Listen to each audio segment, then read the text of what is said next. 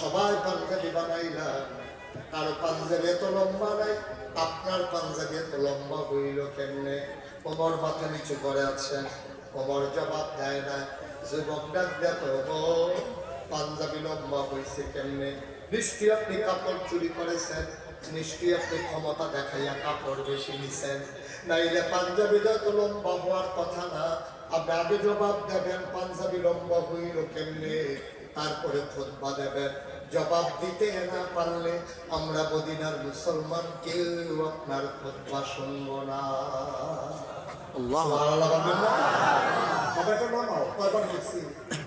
বিরক্ত করো না।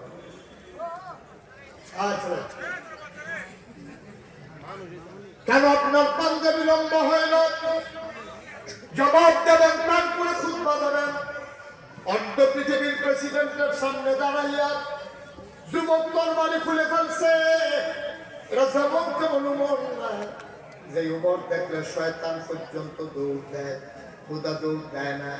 শয়তান যখন বলছে দক্ষিণ বাজারও ওমরে একে আছে, উত্তর বাজার দিয়া শয়তান দৌড় দিয়া একেবারে আমরা বালসালামপুরের দিকে দিছে দৌড়। হুদা দৌড় দেয় না, দৌড় দেয়ার পয় আইয়ে রে এই উমরের সাথে খেলা মনে করছে কিরম কইতে ফোলাবা।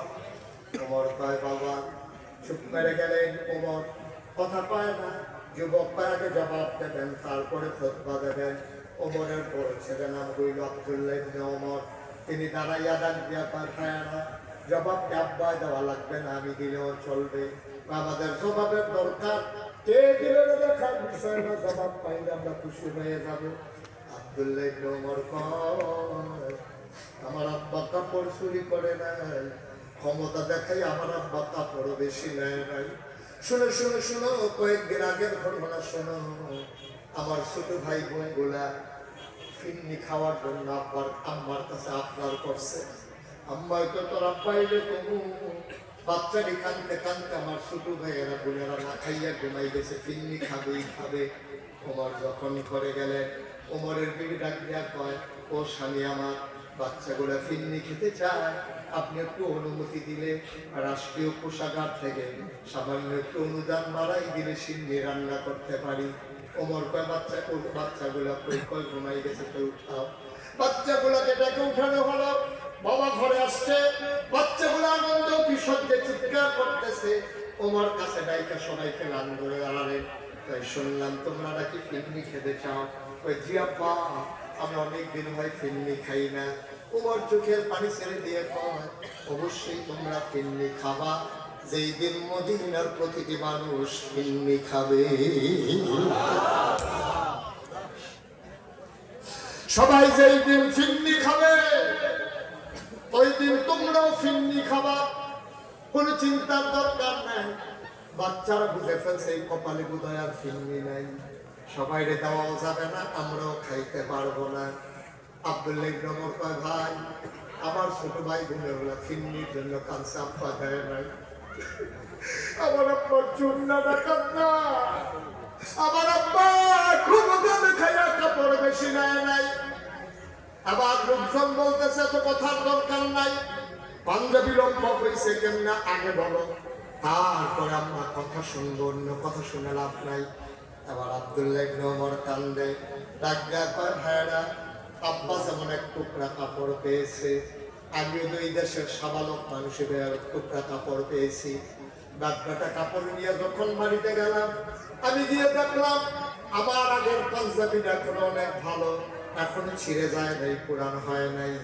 আমি আব্বাকে বললাম, আব্বা তো আব্বা এই বছর নমুনা খারাপ, প্রথমেই যেমনি শৈত্য প্রবাহ শুরু হইতেছে, দেশে বুঝে আরো পড়া শীত পড়বে, আপনি একটা লম্বা করে আব্বা পাঞ্জাবি বানান, আমার টুকরা কাপড়টা আপনার দিয়ে দিলাম, আপনি দুইটা কাপড় জোড়া লাগাই একটা লম্বা পাঞ্জাবি বানান। ভাইয়েরা, ও মদিনার মুসলমানেরা, আমার আব্বা কাপড় চুরি করে নাই, আমার আব্বা ক্ষমতা দেখে কাপড় নেয় নাই, আমার টুকরা কাপড় আপনারে দেওয়ার কারণে দুই টুকরা কাপড় জোড়া লাগাইয়া আব্বায় পাঞ্জাবি বানাইছে, এই জন্য পাঞ্জাবি লম্বা হইছে, নাইলে লম্বা হওয়ার কোনো সুযোগ ছিল না। সবাইকে আলহামদুলিল্লাহ আমরা জবাব পেয়ে গেছি। ওমর আপনি খুতবা পড়েন।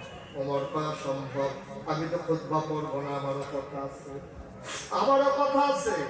যেই যুবকটা আমার প্রশ্ন করছিল সে কই, যুবক হাত উঠে লাব্বাই কি আমিরুল মুমিনিন, এই যে আমি, হয় তুমি সামনে আসো। সবাই ভয় পেয়ে গেছে, মনে করেছে ওমর বুঝায় রাগান্বিত মাইন্ড করেছে, নিশ্চয়ই যুবককে শাস্তি দেবে।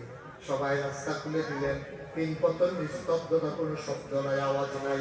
হযরত ওমর তাকিয়ে দেখলেন যুবকরা আসতেছে, তিনি আস্তে করে মিম্বার থেকে নামলেন, কাছাকাছি আসার পরে হাত দুইটা বাড়াই দিলেন।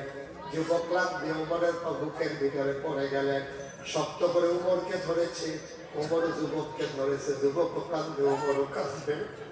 আবার উমর ছেড়ে দিয়ে কয়, পৃথিবীর মানুষ সাক্ষী থাকো, যতদিন পর্যন্ত এই অন্যায়কে প্রতিবাদ করার মতো মুসলমান থাকবে, ততদিন পর্যন্ত ইসলামের দিকে চোখ তুলে তাকানোর কারো সাহস হবে না, ঠিক কিনা? আজকে সাদাকে সাদা বলার মতো মানুষের বড় অভাব, কালোকে কালো বলার মতো মানুষের বড় অভাব, পানিকে পানি বলার মতো মানুষের বড় অভাব, তৈরিকে তৈরি বলার মতো মানুষের বড় অভাব, ন্যায়কে ন্যায় বলা, অন্যায়কে অন্যায় বলা। যতদিন পর্যন্ত বাংলার 18 কোটি মানুষ কালোকে কালো বলতে পারবে না, সাদাকে সাদা বলতে পারবে না, ন্যায়কে ন্যায় বলতে পারবে না, অন্যায়কে অন্যায় বলতে পারবে না, খোদার কসম এই বাংলাদেশে শান্তি আসতে পারে না, ঠিক কি না?